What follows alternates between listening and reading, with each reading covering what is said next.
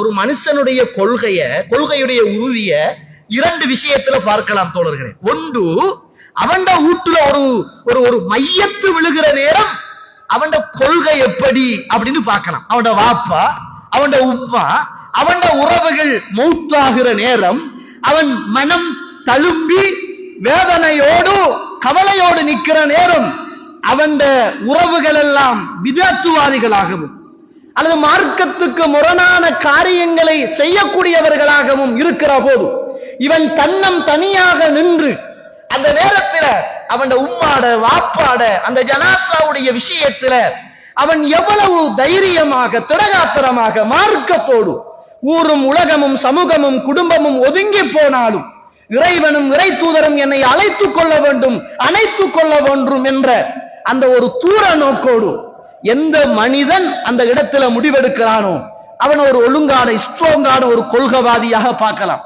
நிறைய பேர் கொள்கைவாதியாகத்தான் இருக்கிறாங்க.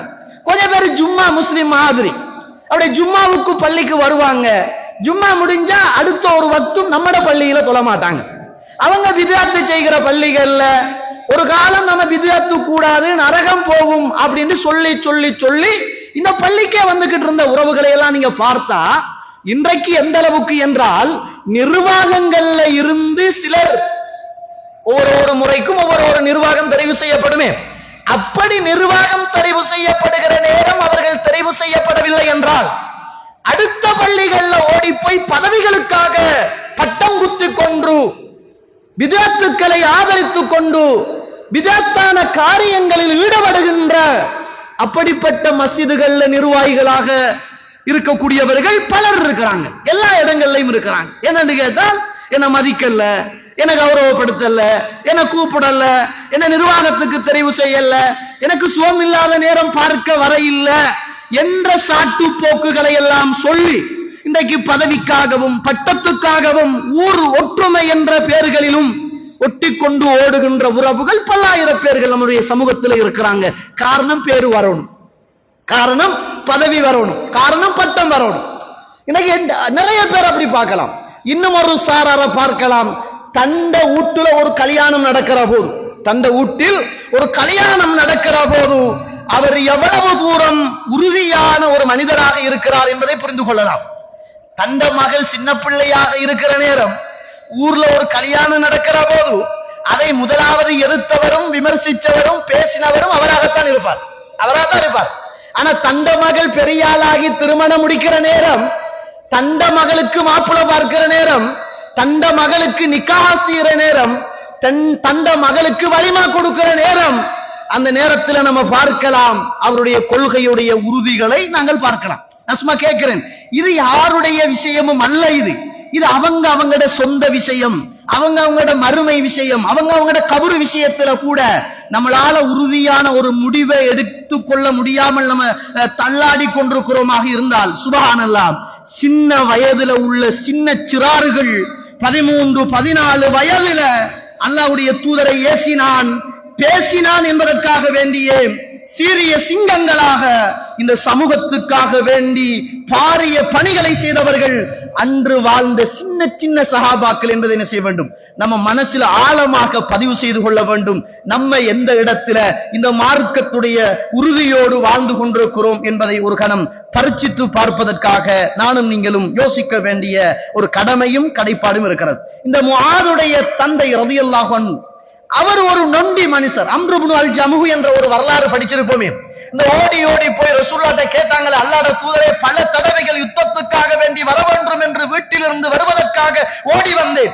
அந்த நேரத்தில் என்னுடைய பிள்ளைகள் எல்லாம் நீங்கள் நொண்டி கால்களோடு சென்று யுத்தம் செய்ய முடியாது என்று என்னை அழைத்து விட்டார்கள். அல்லாஹ்வுடைய தூதரே, இந்த யுத்தத்தில் என்னை நீங்கள் திருப்பி அனுப்பிவிட வேண்டாம் யா ரசூலுல்லாஹ், சொல்லுங்கள். இந்த யுத்தத்தில் நான் ஷஹீதாகினால் மரணித்தால் இப்ப நொண்டி நொண்டி நடக்குகின்ற இந்த கால் நாள மறுமையில் எனக்கு சுவர்க்கத்தில் நல்ல காலாக கிடைக்குமா என்று கேட்டுவிட்டு யுத்தத்துக்கு போன போதும் அந்த யுத்தத்தில் ஷஹீதாகின போதும் ரசூலுல்லாஹி ஸல்லல்லாஹு அலைஹி வஸல்லம் அந்த அம்ர் இப்னு அல் ஜமுஹ் அவர்கள் மரணித்த தருணத்தில் சொன்னார்களே, அம்ர் இப்னு அல் ஜமுஹ், நொண்டி நொண்டி கால்களோடு உலகத்தில் வாழ்ந்த உங்களை நல்ல கால்களோடு நீங்கள் சுவர்க்கத்தில் நடந்து கொள்வதை நான் பார்க்கிறேன் என்று அந்த சுவர்க்கத்தை கொண்டு நன்னாராயம் சொன்னார்களே, அவர் பெத்தெடுத்த பிள்ளைகள் தான் இந்த முஅவ்வித் ரலியல்லாஹு அன்ஹு அவர்கள். இந்த இரண்டு பேரும் அபூஜஹலை கொண்டவர்கள் என்பதை என்ன செய்ய வேண்டும்? நானும் நீங்களும் வரலாறுகளை படிக்கிற போது அந்த குடும்பத்துடைய வரலாறையும் சேர்த்து படிக்க வேண்டிய கடமையும் கடைப்பாடும் எனக்கும் உங்களுக்கும் இருக்கிறது. ஆரம்ப காலத்தில் இஸ்லாம் தொழில் விட்டு இந்த சமூகத்துக்கு மத்தியிலே பிரச்சாரம் செய்யப்படுகிற போது விரல் விட்டு எண்ணுகின்ற சஹாபாக்கள் மாத்திரம்தான் இந்த இஸ்லாத்துக்குள் விலை மதிக்க முடியாத முத்துக்களாக வந்து இருந்த நேரத்தில், அதுல ஒரு 5-6 பேராக இருந்த நேரம் ஹதிஜா ரலியல்லாஹு அன்ஹா, அபூபக்கர் சித்தீக் ரலியல்லாஹு அன்ஹு, அது போன்று சிறுவராக இருந்து கொண்டு அலி இப்னு அபி தாலிப் ரலியல்லாஹு அவர்கள் அந்த இஸ்லாத்திலே இணைந்த வரலாறு என்பது அது சாதாரணமான ஒரு வரலாறு அல்ல. வாப்பா இறைவனுடைய எதிரியாக இருந்து மகன் அல்லாஹ்வுடைய தூதரோடு வந்து தன்னுடைய குடும்பமாக நின்று பக்கபலமாக சிறுவனாக நின்று இந்த இஸ்லாத்துக்கு அன்று தொட்டு இன்று வரைக்கும் சேவை செய்தது அலி இப்னு அபி தாலிப் ரலியல்லாஹு அன்ஹு அவர்கள் என்பதை நானும் நீங்களும் மறந்துடக்கூடாது. இஸ்லாமிய வரலாற்றுல அல் அபாதிலா, அப்துல்லாக்கள் அப்படின்னு 4 பேரை சொல்லுவாங்க. அபாதிலாக்கள், அப்துல்லாக்கள் அப்படின்னு 4 பேரை சொல்லுவாங்க. அதுல ஒன்று அப்துல்லாஹ் இப்னு அப்பாஸ் ரலியல்லாஹு அன்ஹு, இப்னு அப்பாஸ் அவருடைய மகன். அடுத்தது அப்துல்லாஹ் இப்னு உமர் அவருடைய மகன். அப்துல்லாஹ் இப்னு ஜுபைர் அவருடைய மகனார் அப்துல்லாஹ் இப்னு அம்ர் இப்னு ஆஸ் ரலியல்லாஹு அன்ஹு. இந்த 4 பேர்களையும் அபாதிலாக்கள் அப்படின்னு இஸ்லாமிய வரலாற்றில் சொல்லுவாங்க. 4 அப்துல்லாக்கள். இந்த 4 அப்துல்லாக்களும் சின்ன பிள்ளைகள். இந்த 4 அப்துல்லாக்களும் சின்ன பிள்ளைகள் என்பதை என்ன செய்கிறோம்? நாங்கள் வரலாறுகள்ல பார்க்கிறோம். ஸைத் இப்னு சாபித் ரலியல்லாஹு அன்ஹு அவர்கள் ரசூலுல்லாஹி ஸல்லல்லாஹு அலைஹி வஸல்லம் ஹிஜ்ரத்து போகிற போது 11 வயது. ரசூலுல்லாஹ் ஹிஜ்ரத்து போகிற போது 11 வயது. அப்படிப்பட்ட வயசுல இஸ்லாத்தோடு இணைந்து கொண்டு அந்த ஊரை விட்டு, நாட்டை விட்டு, சமூகத்தை விட்டு இறைவனுக்காக ஊரை துறந்து போகின்ற பயணங்கள்ல இருந்தவங்க ஸைத் இப்னு சாபித் ரலியல்லாஹு அவர்கள் என்பதை என்ன செய்கிறோம்? நாங்க பார்க்கிறோம். ரசூலுல்லாஹி ஸல்லல்லாஹு அலைஹி வஸல்லுக்கு பக்கத்துல இருந்து வஹியை எழுதக்கூடிய ஒரு மனிதராக ஸைத் இப்னு சாபித் ரலியல்லாஹு அவர்கள் இருந்ததை பார்க்கிறோம். ரசூலுல்லாஹி ஸல்லல்லாஹு அலைஹி அவர்கள் யூதர்களுடைய மொழியை மொழிபெயர்க்கக்கூடியவராக தனக்கு பக்கத்திலே அந்த ஸைத் இப்னு சாபித் அவர்களை வைத்துக் கொண்டிருந்ததை பார்க்கிறோம். 17 வயசுல யூதர்கள் பேசுகின்ற மொழிய ரசூலுல்லாஹ் கிட்ட மொழிபெயர்ப்பதற்காக, அப்படின்னா வேற மொழிகளை படிச்சு தேர்ந்து அதுல பிரச்சாரம் செய்கின்ற அந்த பாணியும் இஸ்லாத்துல இருந்திருக்கிறது. அவருக்கு அப்ப 17 வயதுல மற்ற மொழிகளை கற்றறிந்து அல்லாஹ்வுடைய தூதருக்கு பக்கத்தில் வருகின்ற போது அதை மொழியாக்கம் செய்து ரசூலுல்லாஹி ஸல்லல்லாஹு அலைஹி அவர்களுக்கு சொல்லிக் கொடுக்கக்கூடிய அளவுக்கு அன்றைக்கு இருந்த ஸைத் இப்னு சாபித் அவர்கள் இருந்திருக்கிறார்கள் என்பதை நாங்கள் பார்க்கிறோம். குர்ஆனை ஒன்று சேர்த்த அந்த மிகப்பெரிய ஒரு பணியை செய்வதற்கு அன்றைக்கு நியமிக்கப்பட்டவர் ஸைத் இப்னு சாபித் ரலியல்லாஹு அவர்கள் என்பதை என்ன செய்கிறோம்?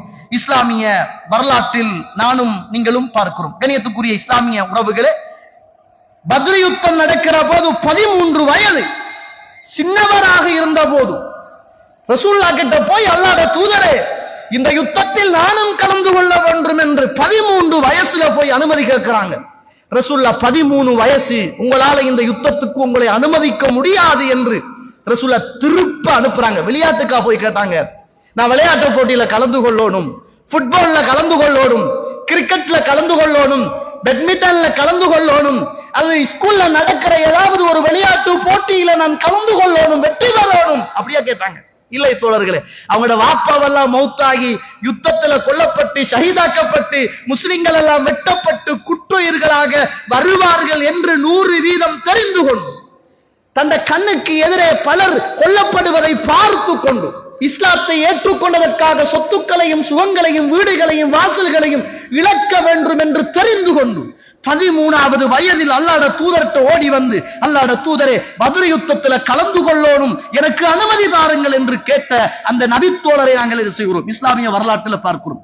14வது வயதாக இருக்கிற போது உஹது யுத்தத்துல வாராரு. அல்லாஹ்வுடைய தூதரே, எனக்கு நீங்க பத்ர் யுத்தத்தில் கலந்து கொள்வதற்கு அனுமதி தரவில்லை, சிறிய வயது என்பதற்காக வேண்டி. 14 வயது, அல்லாஹ்வுடைய தூதரே, எனக்கு இந்த உஹது யுத்தத்தில் கலந்து கொள்ள வேண்டும், எனக்கு தாங்கன்னு கேட்டாங்க. இன்றைக்கு நம்மட புள்ள சுவகு தொழுக கூட 14 வயசுல தொழுகிறதுக்கு ரொம்ப கஷ்டமாக இருக்கிறான். 13 வயசுல இன்னைக்கு லுஹா தொழுகிறதுக்கு ரொம்ப கஷ்டமாக இருக்கிறான்.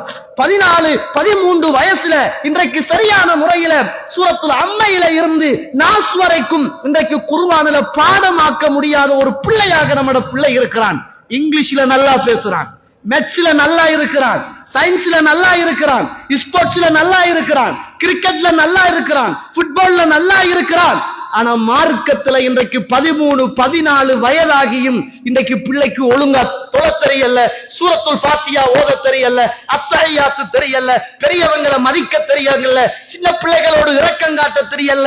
இன்றைக்கு சமூகத்துல வாழுகின்ற நம்மட இலசுகள் இப்படிதான் இருக்கிறாங்க.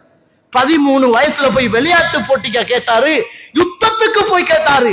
14 வயசுல போய் விளையாடவா கேட்டாரு. போனா நம்ம உசுரோடு வரமாட்டோம் என்ற அந்த நம்பிக்கை இருந்து போய் கேட்டாரு. அல்லாஹ்வுடைய தூதரை அனுமதி தாருங்கன்னு கேட்டாரு. ரசூலுல்லாஹி ஸல்லல்லாஹு அலைஹி வஸல்லம் குடுக்கல்ல. 16வது வயதுல தான் ஹந்தக் என்று சொல்லுகின்ற யுத்தத்துல போய் கேட்கிறார். அல்லாஹ்வுடைய தூதரே, இந்த யுத்தத்துல நான் கலந்து கொள்ளணும், எனக்கு அனுமதி தாருங்க. அந்த யுத்தத்துல போய் கலந்து கொண்டார் என்பதை என்ன செய்கிறோம் நாங்க பார்க்கக்கூடியதாக இருக்குமாக இருந்தால், கண்ணியத்துக்குரிய இஸ்லாமிய உறவுகளே, அன்றைக்கு வாழ்ந்த இஸ்லாத்துல வாழ்ந்த அந்த சின்ன சிறார்கள், சிறிய சிறிய சஹாபாக்கள் இந்த சமூகத்துக்காகவும் இந்த மார்க்கத்துக்காகவும் அவர்களுடைய மறுமைக்காகவும் எவ்வளவு பாரதூரமான பணிகளை செய்திருக்கிறார்கள் என்பதை பாருங்கள்.